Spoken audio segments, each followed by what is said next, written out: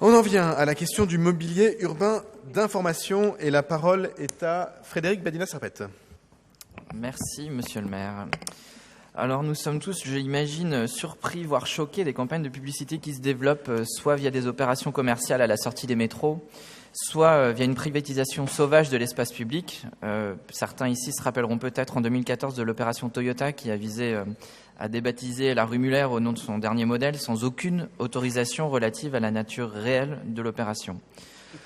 Vous le savez, les écologistes sont depuis maintenant plusieurs mandatures mobilisés pour faire évoluer la politique de la ville de Paris en matière de publicité, mais aussi pour dénoncer son invasion quasi permanente sur l'espace public. Face à ce problème, mais aussi dans la perspective de clarifier et de cadrer les relations avec les opérateurs qui sont titulaires des marchés publics d'affichage, la ville de Paris s'est dotée à l'initiative des élus écologistes d'un règlement local de la publicité. Ce règlement, il vise aujourd'hui à préciser les moyens dont se dote la ville pour encadrer, réguler la publicité et l'affichage municipal. Il vise aussi à faire comprendre aux opérateurs d'affichage, aux commerces et aux entreprises souhaitant organiser des opérations commerciales les règles d'usage, ce que l'on peut faire et surtout ce qu'on ne peut pas plus faire sur l'espace public. Moins d'agressions visuelles, commerciales dans l'espace public, par de la régulation ou encore un travail sur la luminosité des enseignes, un cadre auquel se référer en cas d'opération sauvage. Voilà en partie les enjeux qui sont portés par ce fameux règlement local de la publicité. J'en viens maintenant au vœu qui est adressé à la maire de Paris et que nous vous soumettons ce soir au vote du conseil d'arrondissement. À 2 reprises en 2017, une délibération relative à un marché de gestion du mobilier urbain d'information passé avec l'opérateur Deco par la ville a été cassée par le Conseil d'État et le tribunal administratif. Et ce, à chaque fois pour non-respect du fameux règlement et du Code des marchés publics. Ce marché fait l'objet d'une contestation de la part des élus écologistes. Nous considérons que nous ne pouvons pas reculer sur la régulation de l'affichage public et publicitaire au motif qu'il retirerait des moyens d'informer les Parisiennes et les Parisiens. Alors soyons clairs, nous voulons la meilleure information municipale possible, mais dans le respect du cadre que nous avons nous-mêmes érigé en règlement et sans que nous en profitions pour remettre le mobilier urbain là où les habitants nous disent que nos rues sont déjà bien encombrées. Autre motif structurant à nos yeux et là aussi réglementaire, c'est le respect du plan climat que nous avons toutes et tous voté ici et qui induit notamment le fait de diminuer notre consommation d'énergie. Il y a pour nous débat sur la consommation d'énergie de ces nouveaux mobiliers que nous considérons toujours aussi énergivores, voire bien trop lumineux. Faites le test avec les nouveaux mobiliers digitaux. Vous verrez que la succession assez hypnotique d'images n'est pas forcément de nature à reposer nos yeux ni nos cerveaux. Nous voulons enfin nous appuyer sur des expérimentations réussies en matière de renoncement à l'affichage publicitaire et de libération de l'espace public, comme cela s'est fait à Grenoble, une ville dirigée par un maire écologiste, Éric Piolle. Alors que demande le vœu ? Je précise d'abord, pour qu'on soit clair, qu'il ne concerne pas les sucettes classiques sur mât, on appelle ça les journaux électroniques d'information, qui délivrent l'information municipale et dont les nouveaux modèles sont hélas un tout petit peu plus lumineux qu'avant. Vous regarderez quand vous en verrez un. Pour sortir par le haut de cette situation du blocage juridique et aller dans le sens du règlement local de publicité et du plan climat, eh bien dans ce vœu, nous proposons de remplacer ces 1630 mobiliers urbains d'information que nous visons par des arbres. Je pense que nous avons tous et toutes été sollicités par les habitants de l'arrondissement sur le trop-plein de mobilier urbain et sur la suroccupation de l'espace public. Ils nous disent par ailleurs vouloir plus de végétal dans la ville. Ne laissons pas notre espace public devenir comme les couloirs de métro ou les gares parisiennes envahies d'écrans digitaux lumineux. Plus d'arbres, plus d'îlots de fraîcheur, moins de publicité et moins de mobilier urbain. Voilà le sens de ce vœu que nous vous soumettons ce soir au vote. Je vous invite par ailleurs collectivement à nous pencher et à participer de manière active à la révision de ce fameux règlement local de publicité qui commencera demain, mardi 23 janvier, pour précisément veiller au respect pour toutes et tous de notre espace public en matière de publicité et d'information. Je vous remercie. Alors, s'agissant d'une question concernant le règlement local de publicité, qui était d'abord juridique et qui est devenu, on le voit, plus politique, la réponse est apportée par Félix Bépeau. Oui, merci Madame la maire. D'abord, Frédéric, merci pour la lecture de ce vœu, qui est une antienne au conseil d'arrondissement du 18e, où Pascal Julien et les élus écologistes reviennent régulièrement sur ce règlement local de publicité.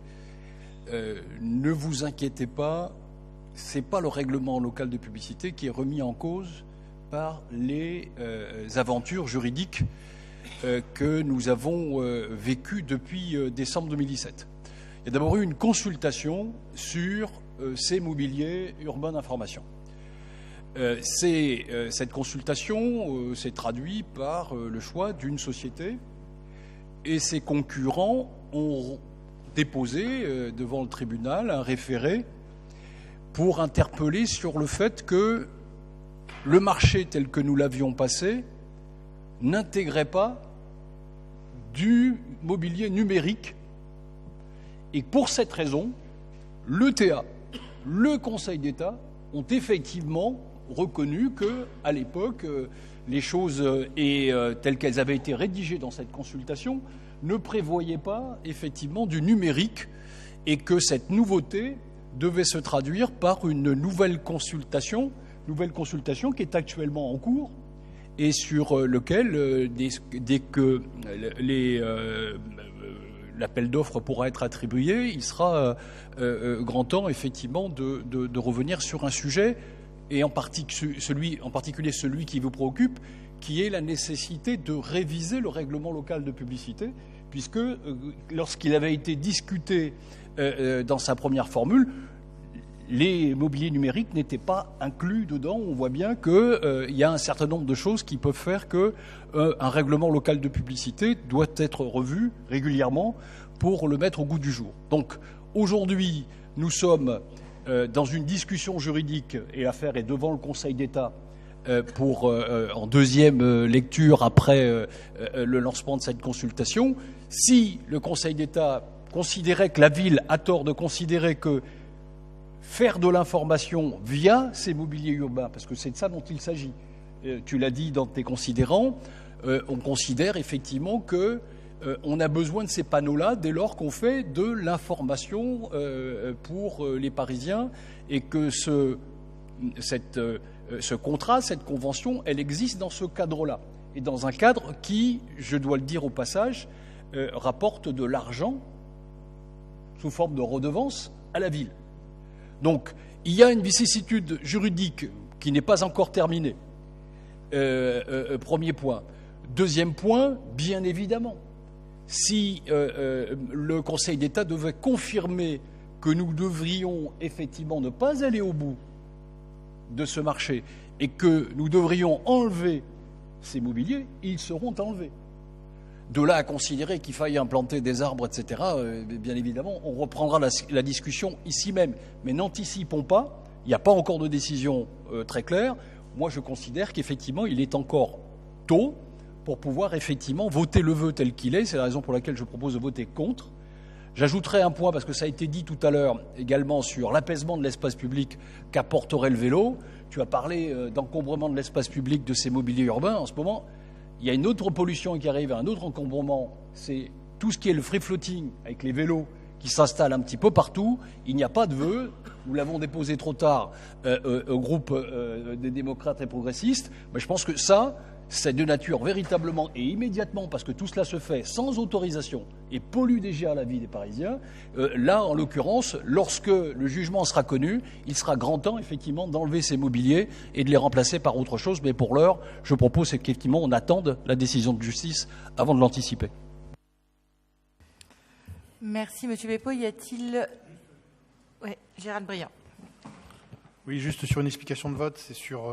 évidemment, comme Félix Beppo, je pense qu'il serait de bon ton d'attendre quand même que la procédure judiciaire aille à son terme, parce que, bon, il y aurait quand même, pour les Parisiens, enlever et puis les remettre, après, ça serait insupportable. Il y aura un vrai table gabegie d'argent qui d'ailleurs, que je trouverais scandaleuse, moi, d'une même manière, parce que, bon... Voilà. Donc, il y a, à mon avis, il y a une source d'économie à faire. Après, je vais me permettre une observation quand même, mais c'est là qu'on s'aperçoit que les délégations de services publics, c'est pas si génial que ça, hein, parce qu'entre parenthèses, on a vu l'épisode avec les vélos, la rupture de co et le nouveau concessionnaire. Là, on voit Deco, etc., sur des choses. On dit toujours, on va gagner du temps, c'est plus pratique, tout ça. Moi, j'observe que sur ces deux sociétés, c'est quand même un petit peu des flops commerciaux, industriels, et puis surtout, c'est un peu problématique. Donc, bon, il y a peut-être des choses, je sais pas, l'affichage public à Paris aurait aussi pu gérer en interne. Enfin bon, ça fait partie des choses qui, à mon avis, je parle à la conseillère de Paris, peuvent aussi être regardées. Et puis voilà. Donc, en l'occurrence, si on comprend bien le questionnement du groupe Les Verts, voilà, on considère qu'aujourd'hui, d'abord, il faut plutôt essayer d'attendre que la procédure aille à son terme. Donc, plutôt d'abord, on vote contre là-bas, mais après, si, au final, pourquoi pas réexaminer par la suite.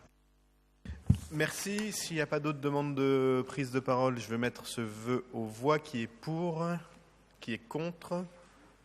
Qui s'abstient? Il n'est pas adopté.